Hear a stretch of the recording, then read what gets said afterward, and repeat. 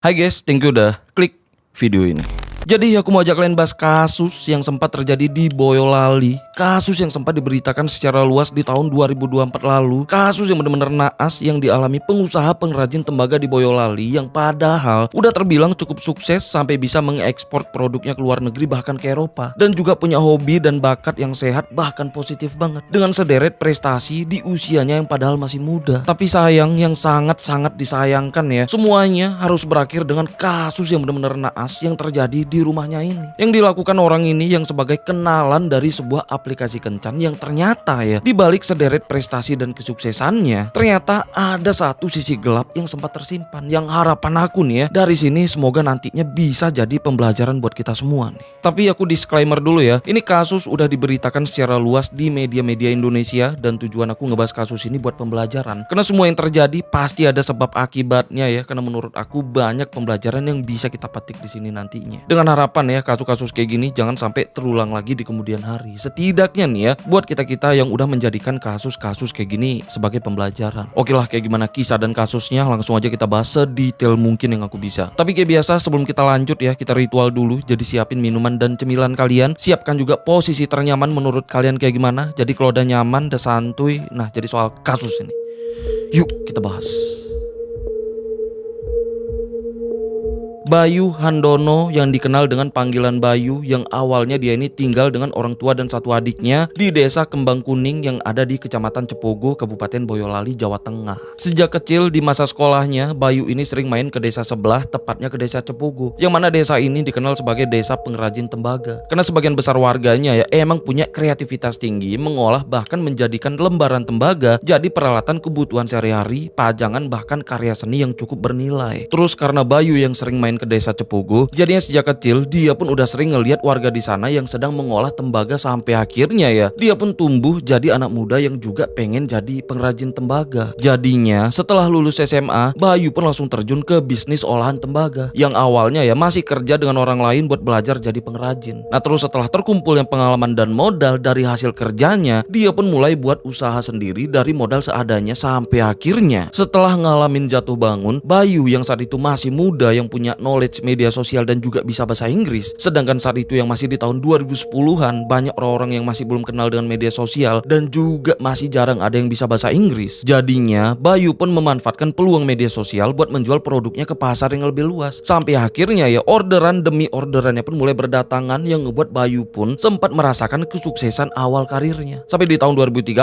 ya, saat itu Bayu pun udah sempat liburan pertama kali ke luar negeri, tepatnya ke Singapura. Terus Bayu yang gak mau sukses sendirian, jadinya di tahun 2013 itu dia pun ngajak para pengrajin di desa Cepogo buat kerjasama buat memproduksi olahan tembaga dan memasarkan produknya dengan konsepnya Bayu ini, dengan memasarkan produknya melalui media sosial supaya bisa mendapat pelanggan yang lebih luas, dan juga ngasih opsi custom buat pelanggannya, yang mana pelanggannya bisa request bentuk olahannya yang sesuai keinginan pelanggannya melalui konsultasi secara online di media sosial, yang sebagai tugas Bayu buat memasarkan produk mereka ke pasar yang lebih luas. Jadinya ada beberapa pengrajin yang setuju buat kerjasama. Sampai akhirnya ya di tahun 2013 itu Bayu pun sampai buat merek mereka sendiri yang dia namakan Copper Village, yang mengartikan kalau produk tembaganya itu berasal dari desa Cepogo yang emang dikenal sebagai desa tembaga. Dari sini Bayu dan timnya pun mulai kerjasama memproduksi olahan tembaganya dari lembaran tembaga kayak gini, diolah jadi tembaga dengan berbagai bentuk dan jenis kayak gini. Sejak ini Bayu pun mulai banyak orderan dan bisnisnya pun mulai bergerak secara profesional karena udah punya merek dan branding sendiri yang dipasarkan melalui media sosial, sampai ada beberapa hotel dan restoran yang kerjasama dengan mereka. Nah terus setelah bisnisnya yang terus menanjak naik ya, Bayu yang emang hobi traveling, akhirnya di tahun 2014 dia pun bisa liburan buat pertama kalinya ke Eropa, tepatnya ke Italia. Terus setelah 2 tahun brandnya lahir, saat itu yang udah di tahun 2015 pas Presiden Jokowi yang baru menjabat sebagai presiden, pemerintah itu mengadakan program RPJMN 2015 sampai 2019, yang mana ini program rencana pembangunan nasional dengan salah satu targetnya buat mencapai 20.000 wirausaha baru di seluruh Indonesia. Sedangkan Bayu yang udah terdaftar sebagai UMKM kerajinan tembaga asal Boyolali ya, jadinya terpilih buat ikut pameran dagang yang didukung pemerintah. Dari sini ya produk olahan tembaganya pun mulai dikenal, bahkan sampai jadi salah satu produk lokal sampai dipromosikan ke luar negeri. Dari sini secara perlahan cita-citanya pun akhirnya tercapai buat mengekspor produknya ke luar negeri, bahkan sampai ke Eropa. Terus di samping sibuknya Bayu dengan bisnisnya ya, Bayu pun sampai mulai banyak teman pengalaman dan kenalan sesama pembisnis. Terus dengan suksesnya Bayu ini, keadaan finansialnya pun terus membaik. Sampai Bayu pun akhirnya bisa ngebeli rumah pribadinya di Kelurahan Pulisen yang udah masuk di kawasan perkotaan Boyolali, yang cuman tinggal sendirian demi fokus ngurusin bisnisnya. Sejak ini Bayu pun udah tinggal sendirian di rumah barunya yang udah enggak tinggal dengan orang tuanya lagi. Nah tapi Bayu ini ya itu masih sering ke desa Cepogo buat memantau para pengrajinnya di sana. Terus di tengah-tengah kesibukannya, Bayu yang emang jarang minum air putih ya, jadinya saat itu yang udah di tahun 2016 dia pun sempat mengidap penyakit batu ginjal. Nah tapi setelah menjalani pengobatan medis ya, akhirnya Bayu pun sembuh. Sejak ini Bayu yang mulai sadar kalau kesehatan itu investasi paling penting ya. Jadinya sejak tahun 2016 dia pun mulai menerapkan hidup sehat dengan rajin olahraga lari maraton di Stadion Atletik Boyolali. Karena rutin jogging, Bayu pun mulai kenal dengan teman-temannya yang sesama hobi jogging. Sampai di tahun 2017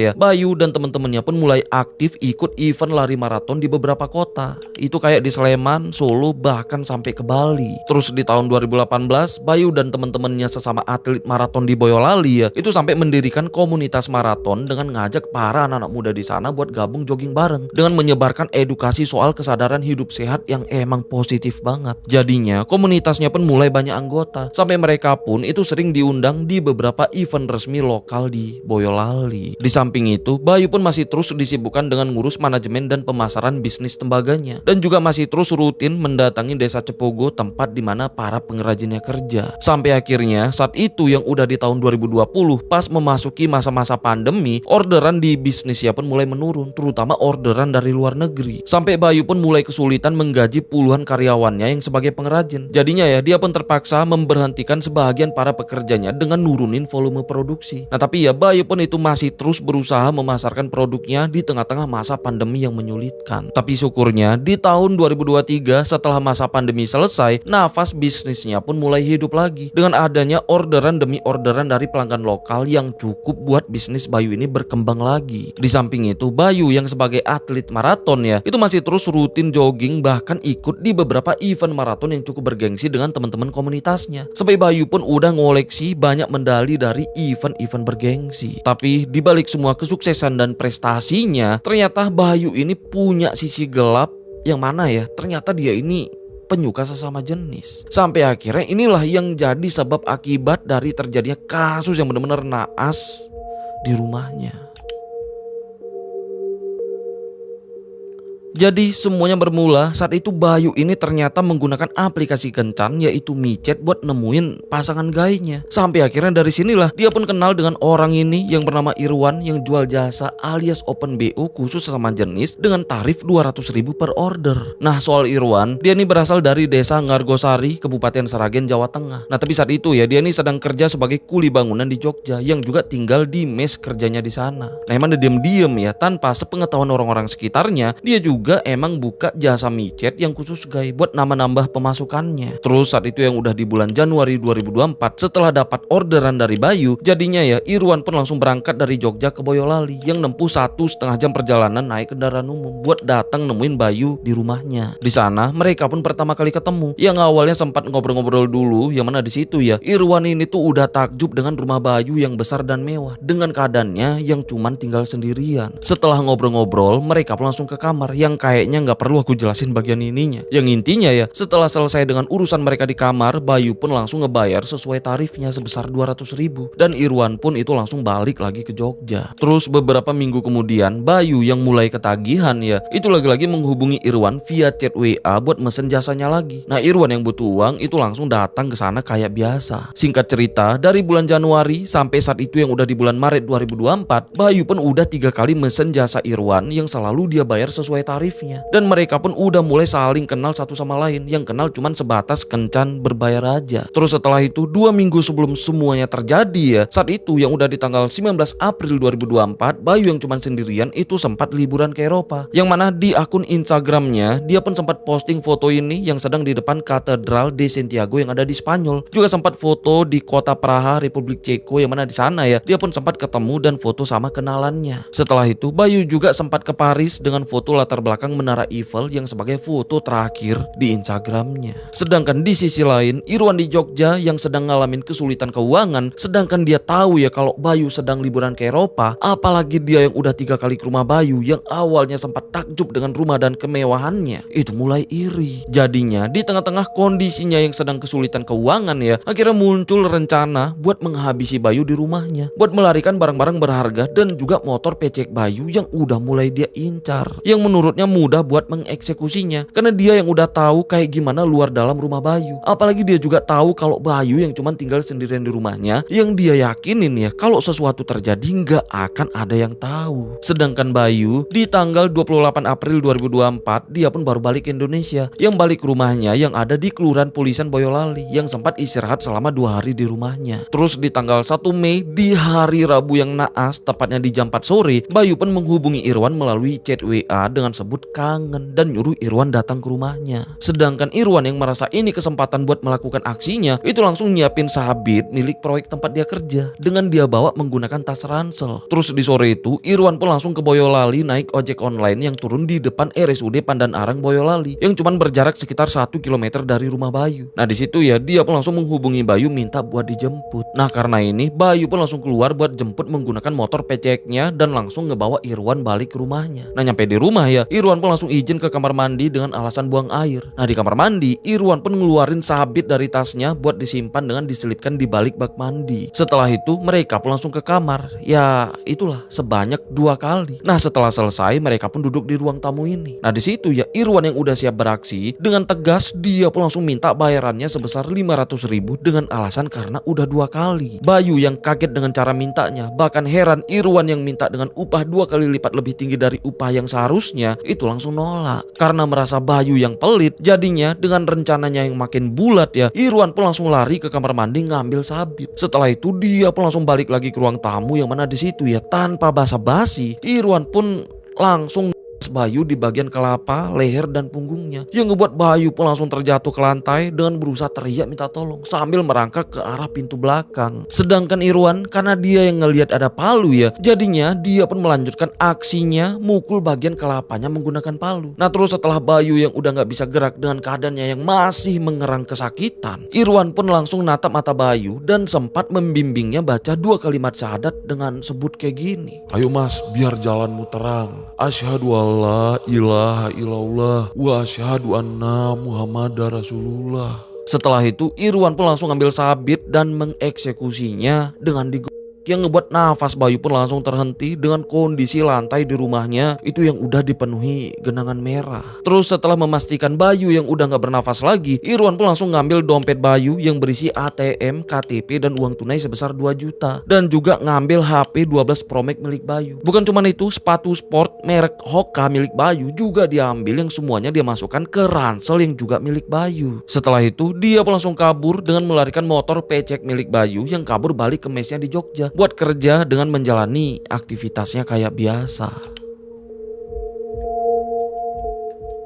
Jadi 2 hari setelah kejadian, saat itu yang udah di tanggal 3 Mei 2024, tepatnya di hari Jumat, salah satu teman perempuan Bayu itu sempat ngerasa aneh karena udah 2 hari sejak hari Rabu Bayu ini udah hilang kabar yang gak bisa dihubungi. Karena penasaran, di jam 9 malamnya temennya pun langsung mendatangi rumah Bayu, yang ternyata ya rumahnya udah dalam keadaan sepi tapi gerbangnya kebuka. Jadinya dia pun masuk ke halaman mau ngetuk pintu rumahnya yang ternyata pintunya kekunci. Nah karena ngerasa gak wajar ya, temennya pun sampai ngintip dari jendela yang ternyata disitulah kelihatan banyaknya genangan merah di lantai ruang tamu rumahnya. Karena panik, temennya pun langsung ngelapor ke warga sekitar yang ngebuat situasi malam itu ya langsung heboh. Sampai mereka pun langsung melaporkan ke pihak kepolisian di Polres Boyolali. Nggak lama kemudian, polisi pun mulai berdatangan yang langsung masuk yang akhirnya di dalam ya, tubuh Bayu pun ditemukan yang udah terbaring di lantai dengan keadaannya yang udah mulai membusuk. Karena ini temen Bayu yang tadi nyariin ya, itu langsung shock, nggak nyangka dengan apa yang terjadi. Jadinya saat itu juga keluarga Bayu pun langsung dihubungin, dan malam itu juga pihak keluarga pun langsung mendatangi rumah Bayu dengan keadaannya yang udah ramai dengan warga dan juga polisi yang mulai mengamankan rumah Bayu yang sebagai TKP. Sedangkan tubuh Bayu ya itu langsung dilarikan ke Rumah Sakit Bayangkara Surakarta yang ada di Solo untuk diautopsi. Sedangkan di TKP, polisi pun terus melakukan penyelidikan forensik dengan ngamanin sidik jari di beberapa titik dan juga meriksa seluruh ruangan rumahnya, sampai akhirnya ya polisi pun nemuin satu HP di kamar yang akan diselidiki. Selain itu, polisi juga meriksa CCTV di sekitaran rumah Bayu. Yang mana dari sini ya polisi pun langsung nemuin satu titik terang, karena di tanggal 1 Mei tepatnya di hari Rabu malam ya, kelihatan ada seorang lelaki yang gak dikenal yang ngebawa motor pecek milik Bayu yang diduga sebagai pelaku yang melarikan motornya. Jadinya ya polisi pun langsung menyelidiki siapa orang yang ngebawa motor Bayu. Di samping itu polisi pun langsung meriksa HP yang ditemukan di kamar Bayu tadi. Yang mana HP itu HP kedua milik Bayu yang gak sempat dibawa Irwan kabur. Karena yang dibawa Irwan kabur ya itu HP pertamanya iPhone 12 Pro Max. Karena dari HP yang ditemukan itu ya polisi pun nemuin petunjuk kalau Bayu terakhir kali berkomunikasi via chat WA dengan seseorang yang bernama Irwan. Yang mana di percakapan mereka di chat ya itu lengkap banget, mulai dari awal mereka janjian ketemu sampai Irwan yang sempat minta dijemput di depan RSUD Pandan Arang.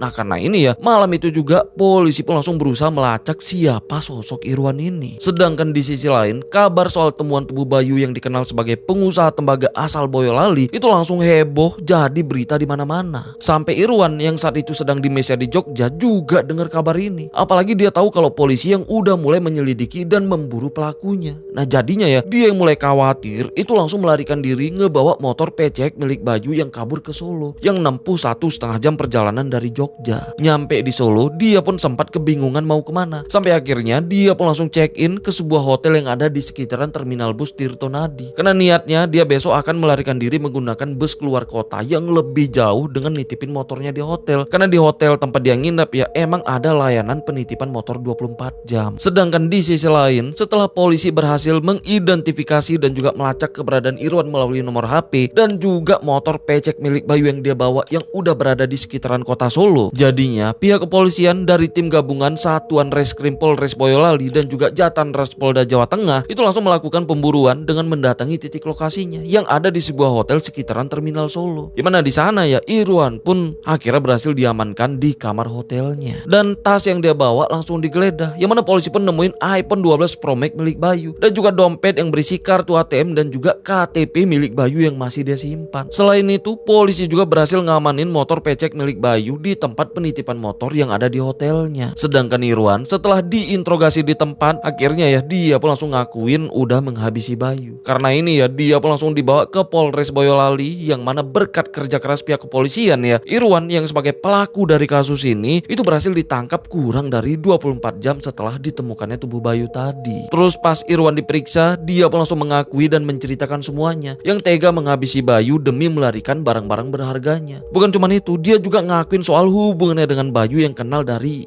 Open BO di micet. Dan juga akuin ya udah pernah melayani Bayu di kamar sebanyak 4 kali. Karena pengakuannya ini kabar dan beritanya pun langsung menyebar luas soal hubungan mereka yang bermula dari Open BO sesama jenis yang emang mengagetkan semuanya. Karena ini Irwan yang udah ditetapkan sebagai tersangka dan juga udah terbukti melakukan berencana, akhirnya dia pun dijerat dengan pasal berlapis, yaitu pasal 338 KUHP tentang pasal 365 ayat 3 KUHP tentang pencurian dengan kekerasan dan juga pasal 340 KUHP tentang bencana yang diancam dengan hukuman yang cukup berat, yaitu penjara seumur hidup atau hukuman mati. Nah terus setelah berkas lengkap, Irwan pun mulai menjalani persidangan demi persidangannya di Pengadilan Negeri Boyolali. Yang akhirnya ya beberapa bulan kemudian saat itu yang udah di tanggal 21 November 2024, Irwan pun akhirnya divonis hukuman penjara seumur hidup. Sedangkan Bayu akhirnya tubuhnya pun dipulangkan ke rumah orang tuanya dengan ramainya warga dan juga temen Bayu yang ikut melayat. Yang akhirnya ya Bayu pun dimakamkan di desa.